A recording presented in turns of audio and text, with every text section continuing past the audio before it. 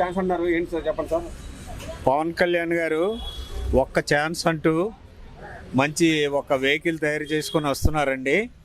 వారు ఒక్క ఛాన్స్ ప్రజలు ఇవ్వాలంటే ప్రజలు కంప్లీట్గా అతన్ని నమ్మాలండి. ఎందుకంటే ఆనాడు శ్రీ స్వర్గీయ ఎన్టీ రామారావు గారు ఆయనకి లక్షల ఆదాయాన్ని వదులుకొని ప్రజాసేవ కోసం కంప్లీట్గా ఒక ఎంజీఆర్ బహుమతిగా ఇచ్చిన వ్యాన్ పట్టుకొని ఊరూరు తిరుగుతూ రోడ్ల మీద స్నానం చేస్తూ రోడ్ల పక్కన ఉన్న టీ బడ్డీలలో కాఫీ టీలు టిఫిన్లు చేస్తూ ఆ రోజు ప్రజల మధ్య 9 నెలలు తిరిగారండి. 9 నెలల్లోనే ఆయన ఈ తెలుగుదేశాన్ని స్థాపించి అధికారంలోకి వచ్చారండి. బట్ ఈరోజు ఈ పవన్ కళ్యాణ్ గారు ఏదో 9 సంవత్సరాలు అయిందండి ఆయన రాజకీయ పార్టీ పెట్టి, ఏనాడు కూడా ప్రజల్లో లేరండి. ఎలక్షన్ ముందు వస్తున్నారు, నాకు ఓట్లు వేసేయండి అంటున్నారు, ఎవరితోటో వెళ్ళి కలిసిపోతున్నారు, వాళ్ళకి నా సపోర్ట్ అంటున్నారు. ఈయన ఏ రోజు కూడా ప్రజాసేవలోని కంప్లీట్గా 100% రాలేదండి. ఆ తర్వాత సినిమాల్లోకి పోతున్నాడండి. మామూలుగా సినిమాలన్నీ యాక్ట్ చేసుకుంటున్నాడు, పార్ట్ టైం రాజకీయం చేస్తున్నాడండి. అందువల్ల పవన్ కళ్యాణ్ని ప్రజలు నమ్మే స్థితిలో లేరండి. ప్రజలంతా కూడా ఎన్నో ఎలక్షన్స్ చూశారు. అంత మేధావులైన ఈ ప్రజలు ఈ పార్ట్ టైం రాజకీయ నాయకులు ఎవరిని కూడా నమ్మరండి. కంప్లీట్గా నువ్వురా, నీ సినిమాలు, నీ కుటుంబాన్ని వదిలేసి ప్రజల్లోకి రా, ప్రజాసేవకు అంకితం అయిపో, నీకు అధికారం దక్కుతుంది. అంతేగాని ఈ ఎరిపప్ప నాటకాలు ఆడితే మాత్రం నిన్నెవరూ నమ్మరు. పవన్ కళ్యాణ్ గారికి పబ్లిక్ తరఫున నేను సూటిగా ప్రశ్నించేది అదే. అందరినీ అతను ప్రశ్నలు వేయడం కాదు, మేము పవన్ కళ్యాణ్ గారికి ప్రశ్నిస్తున్నాం. అయ్యా, మీరు పార్ట్ టైం రాజకీయాలు చేసినంతకాలం మీరు ఎలాంటి అధికారంలోకి రాలేరు. ఎవరి గుద్దనకాలు తిరిగిన వెంటనే కూడా మీరు అధికారంలోకి రాలేరు. మీరు స్వతంత్రంగా వచ్చి 175 సీట్లకి పోటీ చేయండి. ప్రజలు మిమ్మల్ని నమ్ముతారు, మిమ్మల్ని గెలిపిస్తారు. మీరు అధికారంలోకి రావచ్చు, లేక ప్రతిపక్షంలోనే ఉండొచ్చు. మీకు ప్రజాసేవ చేయాలంటే మీకు అధికారం అక్కర్లేదండి. మీరు ప్రజాసేవ చేయాలంటే సామాన్య పౌరుడిగా కూడా చేయొచ్చు. మీరు ఏదో ఒకటి మీకు వస్తుంది. ప్రజాసేవ ముఖ్యం అనుకుంటూ 100% రాజకీయాల్లోకి రావాలండి. అది సార్.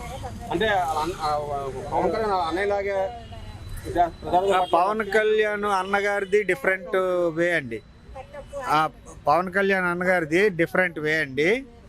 ఆయన ఏదో ఒక పార్టీని స్థాపించారు, ఒక 18 సీట్లు వచ్చాయి అతనికి. ఆయనకున్న ఫాలోయింగ్ ప్రకారంగా 18 సీట్లు వచ్చాయి. ఆ టైంలో ఆయన కంప్లీట్గా రాజకీయాల్లోకి వచ్చారండి. ఆయన ఎన్టీ రామారావు లాగా 100% రాజకీయాల్లోకి వచ్చి ప్రజల మధ్య తిరిగారు. 18 సీట్లు వచ్చాయి. ఇంకా ఆయన కష్టపడి పనిచేసి ప్రజల అభిమానాన్ని చూరగొనాలి కాబట్టి ఆయన అది అంతవరకు ఆయన పేషెన్సీ తక్కువైపోయి ఆయన ఈ పార్టీని తీసుకెళ్ళి కాంగ్రెస్లో కలిపేశాడు.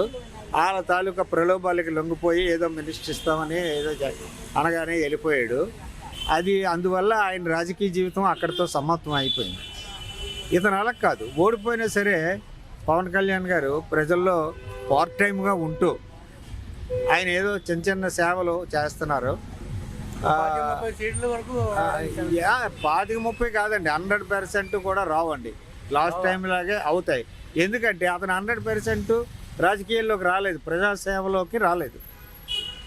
అది సార్. అంటే ఫైట్లు డ్యాన్సులు బాగా చేస్తారు పవన్ కళ్యాణ్ అండి. రీల్ పరంగా కూడా మేమంతా అతనికి అభిమానులు అండి. రీల్ లైఫ్లో ఆయనకి, పవన్ కళ్యాణ్కి దేశ విదేశాల్లో కూడా ఎంతోమంది అభిమానులు ఉన్నారు. ఆయన యాక్టింగ్ అన్నా, చిరంజీవి గారి యాక్టింగ్ అన్నా, మేము ఆయన వర్గం తాలూకా మనుషులమే అని చెప్తున్నానండి. ఆయన అందులో తిరగలేదండి. బట్ ఇది రియల్ లైఫ్ కాదండి, రియల్ లైఫ్. ఇది రియల్ లైఫ్లోకి వచ్చి ప్రజల బాగోగులు చూడాలంటే నువ్వు 100% రావాలండి. అంటే ఛాన్స్ ఇస్తారా మీరు? ఎట్టి పరిస్థితుల్లో ప్రజలు ఇవ్వరండి, ఇవ్వరు. ఎందుకు మా కులస్తుడైనా సరే ఆయనకి ఎట్టి పరిస్థితుల్లో అవకాశం లేదు. ఫ్యాక్ట్ మాట్లాడుకుంటే కాపులో సీఎం అవ్వాలి కోరిక మీకు లేదా? ఉన్నదండి. కాపు నాయకులు ఒక్కసారైనా సీఎం అవ్వాలని చెప్పేసి మా జాతి అభివృద్ధికి వాళ్ళు కొంత సేవ చేయాలని మాకు కోరిక ఉంది. బట్ ఇలాంటి పార్ట్ టైం రాజకీయ నాయకుల వల్ల ఏదో సినిమా గ్లామర్ని నమ్ముకొని నన్ను ముఖ్యమంత్రిని చేసేస్తారని వచ్చే నాయకుల వల్ల అలాంటి మా ఆశ నెరవేరదండి ఎప్పటికీ. అంటే ఎంతసేపు పరిపాలన రెడ్లు చౌదరిల పరిపాలన? రెడ్లు అన్న వాళ్ళు, చౌదరీస్ అన్న వాళ్ళు 100% ప్రజాసేవకు అంకితం అయిపోయి వాళ్ళ కుటుంబాలని, వాళ్ళ తాలూకా వృత్తుల్ని వదులుకుని కంప్లీట్గా ప్రజాసేవ కోసం అంకితం అయ్యారు. వాళ్ళకి అధికారం అందించారండి ప్రజలు. వాళ్ళకి ఎలాంటి సినిమా గ్లామర్ కానీ ఏమీ లేదు, అయినా సరే వాళ్ళకి అధికారం అప్పచెప్పారు ప్రజలు. సార్ పవన్ కళ్యాణ్ ఎన్ని సీట్లు వస్తాయి చెప్పండి సార్? చెప్పండి. 30 వస్తాయండి. దగ్గర 30 రావు, ఈసారి 30 వస్తాయి. ఎలా 30 వస్తాయని చెప్తున్నారు? వస్తాయి అంతే, ఈసారి 30 వస్తాయి. 30 వస్తే ఒక ఆట ఆడించేస్తాడు ఇద్దరికి. అంటే వాళ్ళన్నీ 18 వచ్చాయి, రావచ్చు. దానికి 30 గ్యారంటీ వస్తాయి ఈసారి. 30 వస్తుంది, వీళ్ళిద్దరికి ఆట ఆడిస్తాడు. 30 వస్తే ఏం చేస్తాడు? ఏం చేయగలండి? 30 తగ్గ ఫుల్ రావు కదా, పంచేసుకుంటారు. తెలుగుదేశం వైసీపీ చెరకు 50 చెరకు 40 వస్తాయి వాళ్ళకి, పంచుకుంటే అప్పుడు ఏటవుద్ది? అంటే ఇది ఒక్కదా కూడా గెలపలేదు సార్ ఇక్కడ పవన్ కళ్యాణ్. ఈసారి గెలుస్తాడండి, ఈసారి గెలుస్తాడు.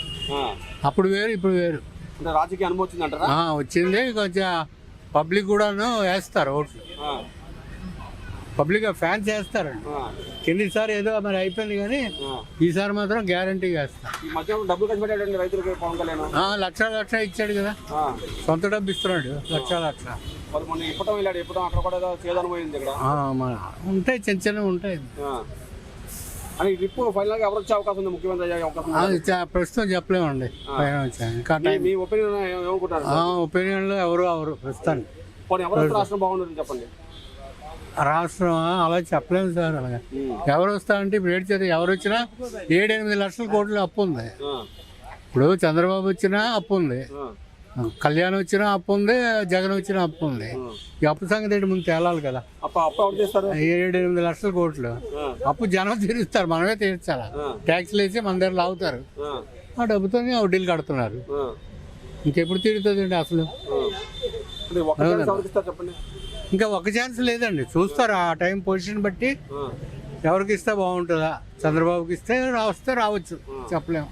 ప్రజెంట్ ట్రెండ్ని బట్టి చంద్రబాబు బాగుంది, జనాలు వస్తున్నారు. మీటింగ్ల దగ్గర వస్తున్నారు, కానీ ఆ మీటింగ్ల దగ్గరకు వస్తున్నారని వేసేస్తారని కూడా గ్యారంటీ లేదు.